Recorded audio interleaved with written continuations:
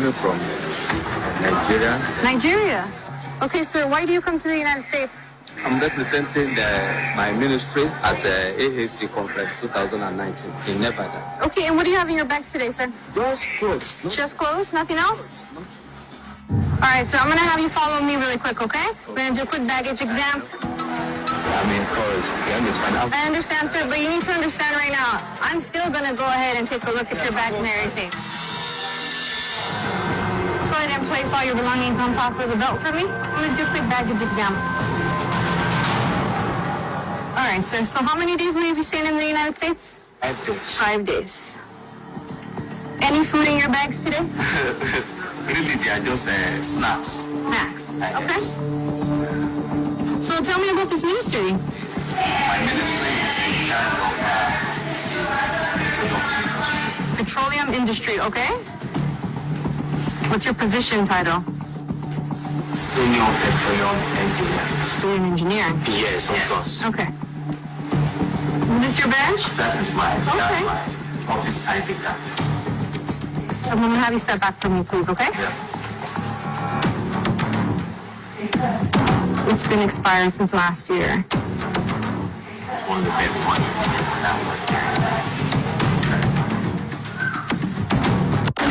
When was the last day you went to work? I didn't work yesterday. Do you have a employee ID that's not expired? They've not issued an It doesn't take 3 months to issue an ID, sir. So where is this conference at? Southern Lake Town. Lake Tahoe. Confirm. Okay. Just take a seat, okay? 1, 2, 3, 350, 390, 400, 404. Hello? My name is Officer Lam. I'm with U.S. Customs and Border Protection. I'm just trying to see if this reservation is still active. He's here in regards for this workshop. You don't have a reservation for that number. You guys canceled it? Okay. Thank you so much for your assistance, ma'am. The workshop said that you have to pay before getting in there. He doesn't have any reservations of him paying for the workshop. So something doesn't make sense.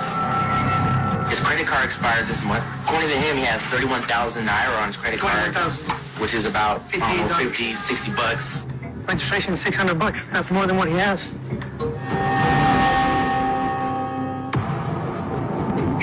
How much did you pay to attend this workshop?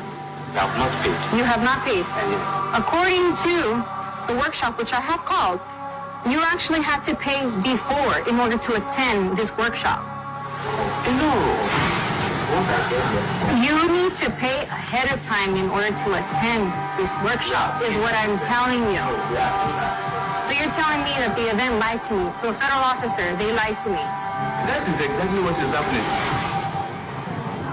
Okay, right now, brother, there's a lot of holes in that story. I'm not lying. We are registered when we get there. All I've told you now is nothing but truth. Your conference, it's not a hotel. Why didn't you get reservations? I'm not the only one from my ministry that come for this conference. You're not answering my questions. Right now, you're going to go speak to another set of officers. They're going to give you the opportunity to be honest. The mistakes you made with me by not being honest with me, you get another chance. And they're going to decide whether you can come in or not today, okay? So we're going to walk down. Do me a favor, take your hand out of your pocket, okay? Apparently, he's attending this workshop. So we called this place, and we asked him if he was registered, and they told us that he was not registered, and he hasn't paid the dues. Sir. At this moment, he has to realize that we got him lying. But, I mean, I'll give him the benefit of the doubt. It's always good to give people that opportunity to come clean. I'm going to take a statement from you. We're just going to talk about the purpose of travel. What are you doing here? Please raise your right hand. Do you swear or affirm that all statements you're about to make are true and complete to the best of your knowledge? Yes, I do. Okay, put your hand down. What country are you a citizen of?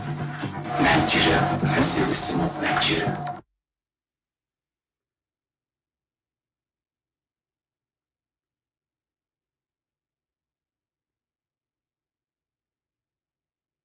coming from Nigeria. Nigeria. Okay, sir, why do you come to the United States? I'm representing my ministry at the AAC conference 2019 in Nevada. Okay, and what do you have in your bags today, sir? Just clothes. Just clothes, nothing else? All right, so I'm going to have you follow me really quick, okay? We're going to do a quick baggage exam. I'm encouraged. You understand? I understand, sir, but you need to understand right now, I'm still going to go ahead and take a look at your bags and everything. Go ahead and place all your belongings on top of the belt for me. I'm going to do a quick baggage exam. All right, sir, so how many days will you be staying in the United States? 5 days. 5 days. Any food in your bags today? Really, they are just snacks. Snacks. Yes. Okay. So tell me about this ministry. My ministry is in charge of Petroleum industry, okay? What's your position title? senior petroleum engineer. You're an engineer. Yes, of course. Okay. Is this your badge? That's Okay. my office ID card. I'm going to have you step back from me, please, okay? Yeah. It's been expired since last year. On the baby one.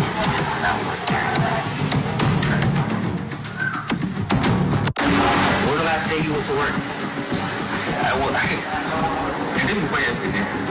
Do you have a employee ID? It's not expired. They've not issue one. It doesn't take 3 months to issue an ID, sir. So where is this conference at? Southern Lake Tahoe. Confirm. Okay. Just take a seat, okay? 1, 2, 3, 350, 390, 400, 404. Hello? My name is Officer Lam with U.S. Customs and Border Protection. I'm just trying to see if this reservation is still active.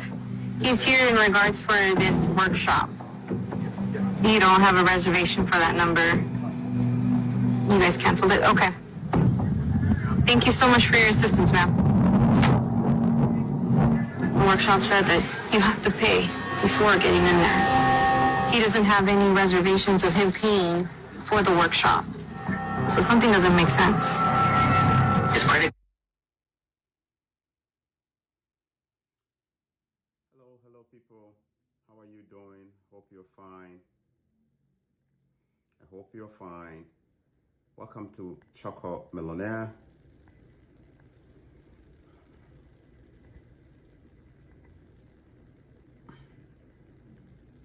At JFK, I'm asking you, when did you buy your ticket? a Nigerian traveler tells officers that he's here for his cousin's wedding.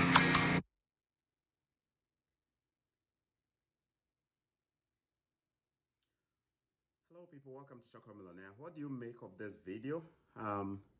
Somebody sent me this video, so I thought I would react to it. But I will leave it for I think I will leave it for you guys to share your comments. What do you think went wrong? Share your thoughts. What do you think went wrong? So this was at the U.S. Border checkpoint at the airport, border control, handling an arrival, somebody from Nigeria, a senior petroleum engineer. What do you think happened there? Please share. Somebody's saying your volume is low. Let me try and get my volume all the way up there. I think my volume is up. Okay, my volume is fully up. Let me know. What do you think went wrong? What do you think went wrong? Yeah, this happened in 2019, so it's not a new incident. But what do you think went wrong there? Is there something we can learn from this? So the person was coming for a conference in a workshop in the US, so I assume they will be coming on a B1, B2, isn't it? And for a conference, if there is a registration, then you ought to have done a registration. My understanding there is $600 for the registration. It looks like the registration was not done. So the conference organizer canceled the reservation, or there was no reservation at all. But it's been canceled, so you are not coming for any conference. But the visa has been issued as well, with the understanding that you are actually coming for the conference. I think that the female officer, Officer Lara, maybe randomly just picked this person. I don't think they acted. I think they were just doing their random picking, you know, they just randomly picked this person, and then the questions just, one question led to the other, and then things started coming out. What do you think? What do you think? What do you also think about the body language of the gentleman, his body language? His body language from the beginning to the end, the way he responded, his mannerism, eye contact and stuff like that. Do you think he gave anything away? These border control officers are also trained to be psychologically very, very sharp. They look at your body language, they look at the things you do, you know, the way you're talking, your eye contact and all of that, to see if they can tell that there is something you're hiding. You understand? So sometimes they look at your body language, and if things are not looking like you're confident, they can probe you a bit more. So from the look of the man's body language, senior petroleum engineer, I think his body language was a little bit not there. So therefore, the officer probably just capitalized on that and just started asking more and more questions. What do you have in your bag? What do you have to disclose? Any food? Say, I got snacks. And then one question leads to the other, one question leads to the other. And then they start looking, and then what are the things they find? An ID and blah, blah, blah, and blah, blah, blah. Now, is it possible that without seeing the ID, which has expired, and asking questions about what he does for a living, the officer may not have proceeded to ask questions about the conference, and then potentially even call the conference organizer? I don't know. But all we know is that the kind of things they found in the hand luggage opens up in questioning. That is why if you are traveling abroad in a visitor's visa, there are certain documents that when you carry on in your hand luggage, you actually potentially open yourself for more questioning. You understand? You make yourself vulnerable, right? Imagine you come in on a conference visa and then you have a resume. What are you coming to do with the resume? Right? It potentially, you know, B1, B2 visa holder, you cannot work. Well, they've made some changes recently in the US, so if you find a job, you can work. But if at the port of entry, the officer finds out that you have a resume on you, potentially you have clear intentions of not wanting to go back, they could use that, right? This time around, it was the ID that they found. So somebody go ask a question. Could it be that this man is actually a petroleum engineer, but just has an expired ID? Maybe he has an expired ID. But if you look at it, like the ID expired a long time ago. It's possible somebody will be working and the ID has expired and they haven't renewed it. But that's a red flag, isn't it? Yeah? Vince Abe Kukata. But these officers need to understand that as Africans, the traveling alone frightens us, which will mostly make us jittery when engaged. That is true. Unfortunately, they are doing their job. They have a risk profile for almost every region in terms of travelers. So they tend to make their decisions based on regions too, right? There are certain regions that are like just high risk to border control officers. So when you're coming from there, holding a certain type of visa, they know. Now, they also know per the data, those who are delinquent in terms of coming and not going, coming in with visitor visa, but not going, staying, overstaying. They know, they have the numbers. So sometimes the record and the data is actually what goes against us, that they know the number of people from such countries or such regions that will likely mess up or be delinquent. So if that's the situation, let's profile them a bit more. Do you understand? They just single-handedly called this gentleman and they started doing their thing. You understand? All right. Now, somebody was asking the question, you must qualify for asylum. If you don't, they deport you right away. So I think the gentleman's visa was eventually cancelled. There are other parts of the video that I probably will bring to you guys. His visa was eventually cancelled anyway, because things were not lining up. Conference not booked. Now, do you know the reason why I decided? I've had this video for a while, but I didn't post it. Do you know why I decided to post it? Because some people posted some questions on my YouTube channel. I saw them, but I decided not to even respond to it. So here is one question that somebody posted. Choco. The hotel reservation that I made in Canada for my conference, they said my credit card does not have funds on it. If I'm not mistaken, that's what the person said. They said my credit card does not have funds. So therefore, like the reservation is not going through or something, or they cancel my reservation. And then the person is asking whether you have any impact on me. Okay, so let's unpack it one by one. I hope I have not misquoted this person, but you're coming for a conference, you have made a reservation for a hotel, and the hotel is telling you that the card on file has an issue, or they are not able to charge it. And that issue is unresolved. So the hotel has decided to cancel your reservation. You haven't made another reservation. You haven't resolved that card issue. You are still coming into Canada. So what if a border control officer isolates you and then asks you to show proof of where you're going to stay? You are likely going to show that particular hotel reservation that you are aware has been canceled, isn't it? Now, what if the border control officer decides to call the hotel?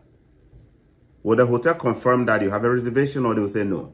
Now, if they call and the hotel actually says no, should the border control officer allow you into the country? Maybe yes, because you've made another reservation when you had issues with the first one. But if you haven't, clearly, you make it extremely easy for you to be actually deported or sent back, or maybe your visa even canceled or something like that. It is what it is. Like, basically, hey guys, most agents actually use the static a lot. They will get our people. What happened?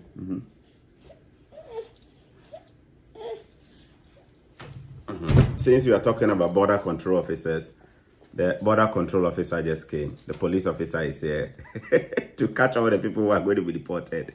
You know, she just came. She was sleeping. I didn't know that this is how she dressed. She wore her police uniform to go and sleep. Anyway, so agents do this. They will book they will help you get your visa, or apply for you, I should say. And then when things go through, the reservation that they may have used some fraudulent cards, or cards that have chargebacks on them, are just stolen cards. And those cards will bounce or will fail. When the hotel tries to charge it a day or two before the actual check-in or whatever, it bounces. And then when it bounces, what happens? Your reservation is canceled. Some agents also deliberately will cancel the reservation on purpose, because the truth is, they know that these people that they help get the visa are not really coming for the conference.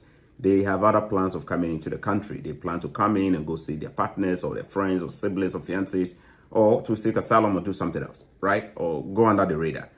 So me allowing you to charge my card $200, $300 when I'm not really coming for 5 days or so, that's $1,000 plus. Most agents will cancel it.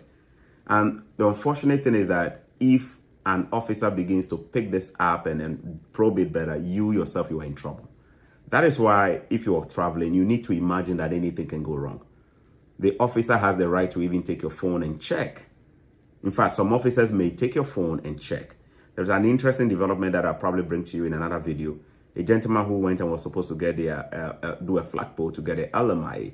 And then when he got there, the officer was just interacting with him, flagpole for LMI. As they were interacting, the officer just decides to, take the phone and go through, because he had a suspicion. He asked a question, and based on the answer that the person gave, the officer just decided that, give me your phone. I'd like to go through your phone. After going through the phone, whatever the officer found was enough to know that this gentleman was committing a particular crime against the Immigration Act here. You understand? And what happened? Everything was just revoked. So things can always be. When you're coming on a conference visa or a visitor visa, please, please, please prepare for everything. If you told them you're coming to stay here, you better make sure you have the documents. If you told them you're coming for this, now be careful what you put in your hand luggage. Your hand luggage is the easiest luggage to be opened. They can also open your main luggage, but the hand luggage is the one that is on you. So worst case scenario, they can tell you to open it.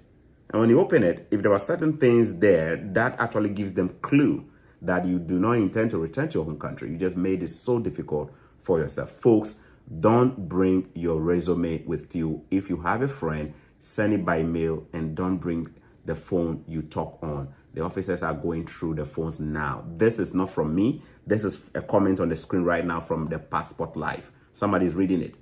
Nowadays, especially visitor visa order, they can easily take your phone and go through it. All this while you've been planning things with your agent yourself. The officer is just going to read all of that at the airport and then right in front of you say, okay, so this is what you've been planning, huh? All right, welcome to Canada, welcome to the US, and then they send it back. Like, you have to, I don't know, you take your lesson from it and let me know. Now, it is also possible that this gentleman here probably does not even work at the place himself. It doesn't work. Maybe the agent did all of this for me. Agent did an ID, did everything. Hey, I don't know. It's possible. You know, protocol. Ministry is sending people there. Ministry of this, going to US for conference. And then they put family and friends, they take monies from people, $10,000, $20,000, and sneak some people in. These are the people who can put it. Now, last year, a similar incident, a group of people from Ghana who were supposed to go for a conference in Egypt. Everything was smooth. In fact, they were just supposed to arrive at the airport and get their visas issued at the airport. When they arrived, guess what happened? People who were not part of the list, who were not supposed to be on the list, apparently the organizers, some of the members of the organizing committee have now used that opportunity to sneak in people, including children who are not even attending, families who are not even supposed to be there. And then once the embassy got a clue like that, what did they do? They canceled for almost everybody except for 1 or 2 professors. Right? Just because when such opportunities come, people will always take advantage and sell it. They will sell it. So, Petroleum Engineering Department or Ministry, you could have people who are not even part of this ministry buying their slots, trying to use it to travel. And eventually, if one person messes up, it affects almost everybody. It is what it is. Thanks for watching the video. Share your thoughts and let me know. I'll come your way with another video on that time. Take care. Bye-bye.